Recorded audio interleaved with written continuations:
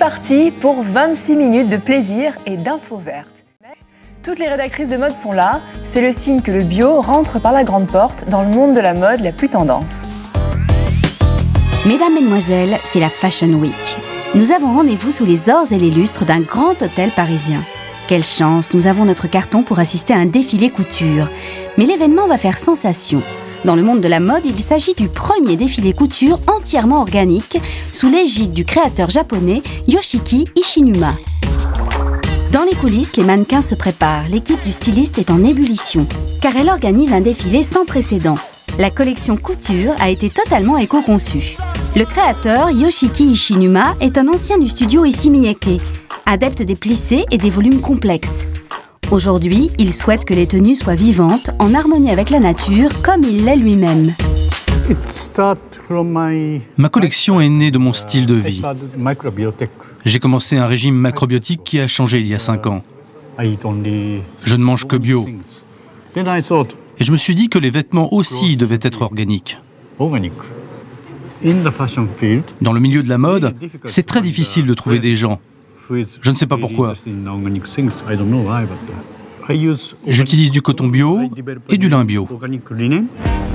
Mais quelle est la botte secrète du créateur japonais? Les teintures végétales tout à fait exceptionnelles, aussi écologiques que poétiques. Pour moi, les couleurs sont très importantes. Elles proviennent toutes d'infusions de fleurs et de plantes japonaises. Cette couleur vient de la rose, celle-ci de l'hibiscus, celle-ci du gardénia, ce noir vient du sésame, et celle-ci de la cerise. C'est une nouvelle technique. Les couleurs ne changent pas sous l'effet de la lumière du soleil ou du lavage. La palette pastel est sublime. Voici un coloris dérivé du cèdre rouge, ici du citron. Et encore plus surprenant, une petite devinette, quelle plante a servi à créer ce beau vert menthe? Le stevia, qui entre d'ordinaire dans la composition du sucre light. Ah, on voit que ça parle à mademoiselle. Thank you. Et ce défilé haute couture sera naturel jusqu'au bout des ongles. Les mannequins auront une manucure organique. Le top modèle, Kartika Luyet, s'associe au défilé en lançant sa marque de vernis Cure Bazar. Voici 2 ans que des équipes de recherche travaillent sur sa formulation.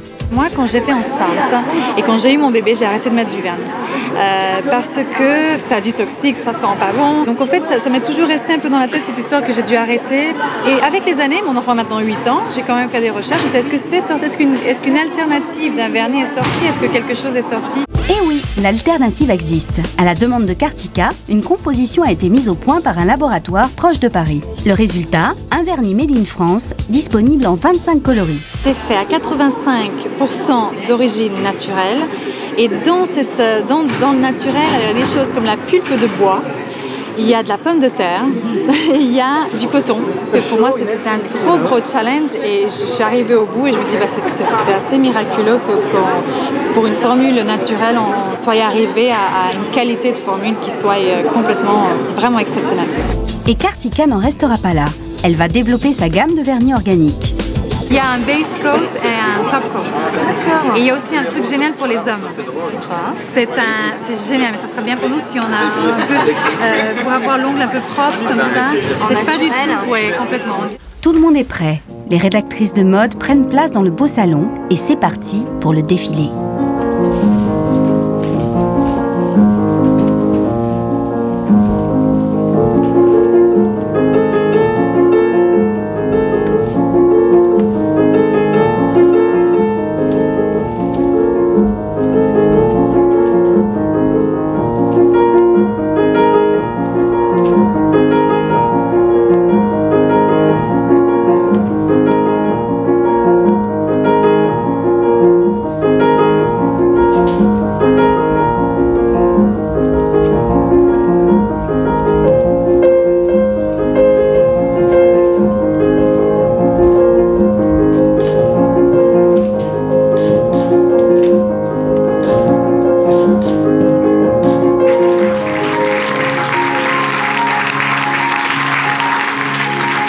Paris réussi pour le créateur, dont les tenues ont été très appréciées.